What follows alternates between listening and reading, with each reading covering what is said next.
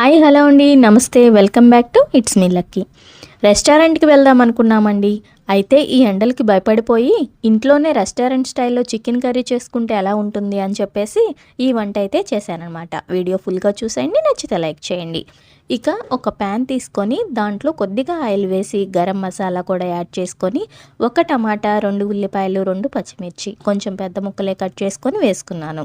ఆ తర్వాత అల్లం వెల్లుల్లి ముక్కలుగా వేసుకుంటున్నాను. దాంతోపాటు కొబ్బరి ముక్కలు కూడా యాడ్ చేసి కొద్దిగా జీడిపప్పు, కొద్దిగా గసగసాలు యాడ్ చేసి ఇవి పచ్చి వాసన పోయేంత వరకు కూడా ఫ్రై చేసుకున్నాను.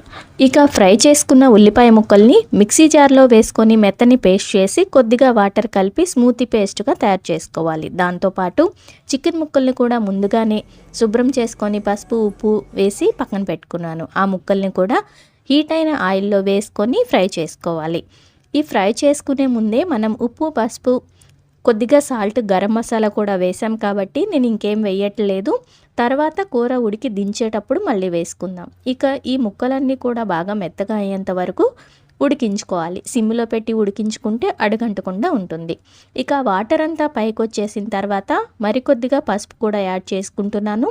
ఇక్కడ ఉప్పు కారాలు అనేవి ఎవరి టేస్ట్కి తగ్గట్టు వాళ్ళు వేసుకుంటారు కాబట్టి నేను కూడా మేము ఎలా తింటామో అలాగే ఉప్పు కారం అనేది యాడ్ చేస్తున్నాను.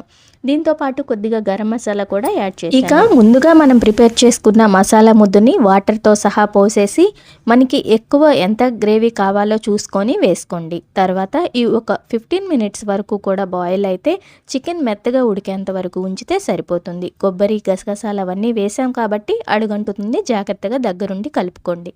ఆ తర్వాత నేను కొంచెం వాటర్ అయితే యాడ్ చేశాను.